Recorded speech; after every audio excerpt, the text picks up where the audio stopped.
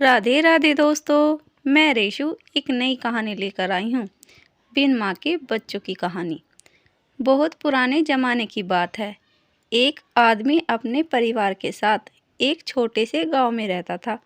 जब उसके बच्चे छोटे ही थे कि उसकी पत्नी की मृत्यु हो गई।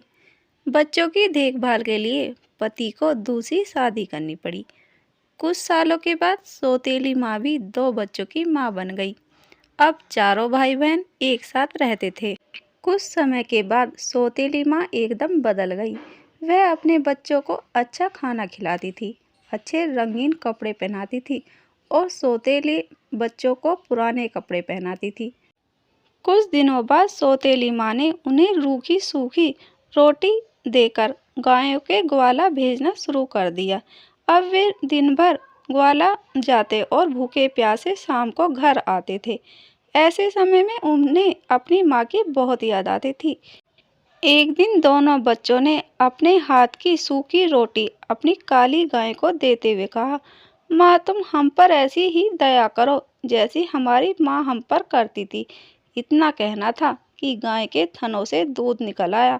दोनों बच्चों ने खुश होकर भरपेट दूध पिया। अब वे रोज हाथ की रोटी उसे देते और गाय उन्हें भरपेट दूध पिलाती थी। इससे वे खुश रहते और उन्हें ग्वाला जाना भी अच्छा लगने लगा। कुछ ही दिनों के बाद सौतेली माँ ने बच्चों के चेहरे में लाली देखी तो आश्चर्य में पड़ गई। उसे अपने बच्चों पर बड़ी दया आई कि वे तो दुबले पतले ही हैं। दूसरे ही दिन से उसने अपने बच्चों को भी सूखी रोटी देना शुरू कर दिया।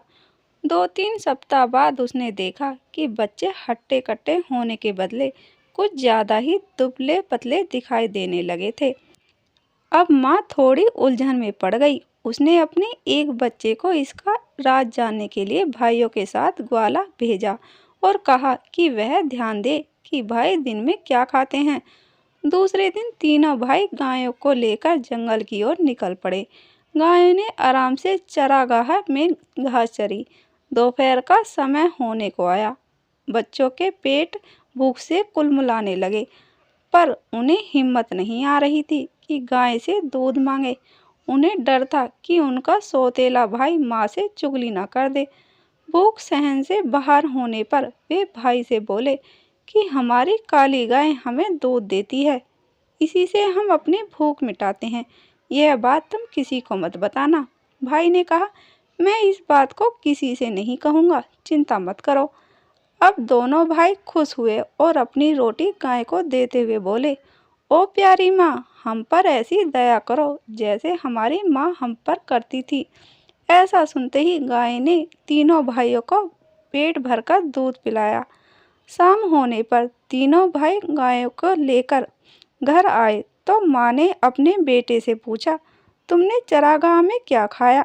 बेटे ने कहा, हमने वही खाया जो तुमने हमें दिया। वह तो ऐसा भी नहीं था जैसा खाना कुत्तों को मिलता है। ऐसा सुनकर माँ को बड़ा बुरा लगा। दूसरे दिन उसने भाइयों के साथ बेटी को भेजा और कहा कि वह ध्यान से देखे कि दोनों भाई क्या खाना खाते हैं। अब बेटी भाइयों के साथ चरागाह में गई। दोपहर होने को आई। बच्चों को भूख लगने लगी। उन्होंने पिछले दिन की तरह ही बहन से भी कहा, प्यारी बहन, तुम किसी से भी मत कहना कि हमें खाना कैसे मिलता है। बहन ने भरोसा दिलाया कि वह किसी से नहीं कहेगी। अब भाई गाय के पास गए और अपने हाथ की सूखी रोटी देते हुए कहने लगे, ओ प्यारी माँ, हम पर ऐसी ही दया करो जैसी हमारी माँ करती थी। उस दिन गाय ने उन्हें ढेर सारा खाना दिया। सबने पेट भरकर खाना खाया। लड़की ने थोड़ा सा खाना अपनी चुन्नी में छुपा लिया। घर पहुँचते ही माँ ने पूछा कि तुमने चरागाह में क्या खाया? बेटी ने उत्तर दिया, मेरी चुन्नी से पूछो, मुझसे नहीं। माँ ने चुन्नी देखी तो उसमें खाना था। माँ ने पूछा, यह कहाँ से आया? बेटी ने माँ से कहा कि इसका जवाब चुन्नी ही देगी, मैं नहीं, कि खाना गाय ने दिया था। यह जानकर माँ को बड़ा गुस्सा आया कि सौतेले बच्चे चरागाह में मजे कर रहे हैं। उसने उनकी काली गाय को ही मारने की ठान ली।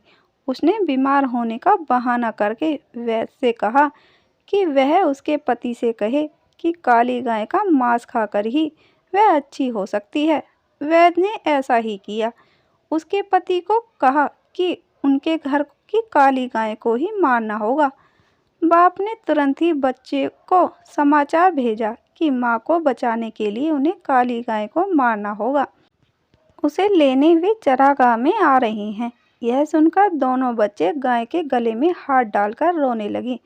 तभी बाप व बेटा चरागाह पर आ पहुंचे। उन्होंने गाय के गले से लिपटे बच्चों के हाथों को हटाकर उन्हें दूर किया और घर को चल पड़े। बच्चे भी पीछे पीछे घर आए और पिता से कहा, पिताजी इसे नहीं मारे, नहीं तो हम फिर से बिना माँ के हो जाएंगे। उनकी बात पर सबने उनकी खिल्ली उड़ाई और उसी समय गाय को मार दिया। माँ ने उसका मांस खाया, उसके पति व बच्चों ने भी खाया, लेकिन इन दोनों भाइयों की आंखों से आंसुओं की धारा बहती रही।